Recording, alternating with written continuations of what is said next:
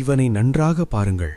ஃபேர்ட்ராக்ஸ், அந்த கால் நாட்டவன், மிக முக்கியமானவன், மிக மிக முக்கியமானவன். ஸ்பார்டகஸுக்கு மிகவும் நெருக்கமானவன். ஆமாம், அவன் இறந்ததை நான் நேரில் பார்த்தேன். இங்கேயே உட்கார்ந்து அவன் இறப்பதை பார்த்தேன். 4 நாட்கள் எடுத்துக்கொண்டது. எருது போல் வலிமைசாலி. ஐயோ, அப்படி ஒரு பலத்தை நீங்கள் நம்பவே மாட்டீர்கள். ஒருபோதும் நம்ப மாட்டீர்கள். இந்த நாற்காலியை கூட 3வது வார்டைச் சேர்ந்த செக்ஸ்டஸிடமிருந்து பெற்றேன். அவனை அறிந்திருக்கிறீர்களா? ஒரு உயரிய மனிதர், மிக நல்ல மனிதர், என்னிடம் நன்றாக நடந்தவர். எத்தனை பேர் வந்து இதை பார்க்க சேர்ந்தார்கள் என்பதை நீங்கள் கேட்டால் ஆச்சரியப்படுவீர்கள். பார்ப்பதற்கே மதிப்புள்ள நிகழ்வு அது. நான் அவர்களிடம் சரியான கட்டணம் வசூலிக்க முடியவில்லை. ஆனால் நீங்கள் ஏதாவது கொடுத்தால் மக்கள் கொடுப்பார்கள். சமமானதற்கு சமமான அளவு. நான் இதை பற்றி தெரிந்து கொள்ள சிரமம் எடுத்துக்கொண்டேன்.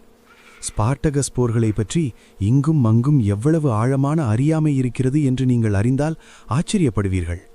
இப்போது பாருங்கள், இந்த இளம்பெண் என்னை கேட்கிறாள், இவன் ஸ்பார்டகஸா என்று. இயல்பான கேள்விதான். ஆனால் அது உண்மையாக இருந்தால் எவ்வளவு இயல்பற்றதாக இருக்கும்?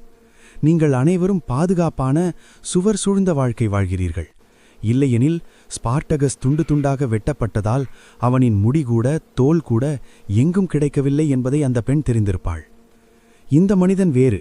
இவன் பிடிக்கப்பட்டான், கொஞ்சம் வெட்டப்பட்டான், உண்மைதான். இதோ பாருங்கள்.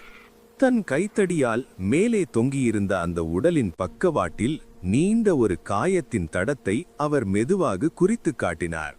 காயங்களின் எண்ணிக்கை அதுவும் மிகவும் கவனிக்கத்தக்கது. பக்கத்தில் அல்லது முன்புறத்தில், பின்னால் ஒன்றுமில்லை.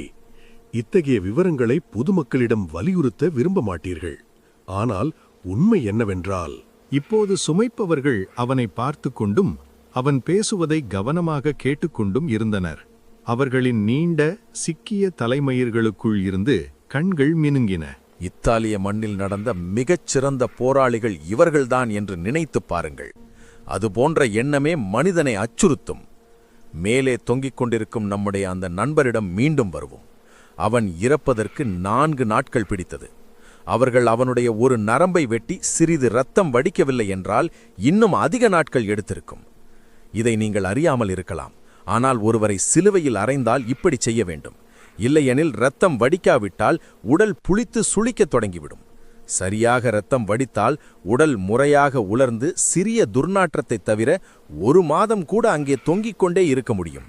அது ஒரு இறைச்சி துண்டை உலர்த்துவது போலத்தான். அதற்கு நல்ல சூரிய ஒளி அவசியம்.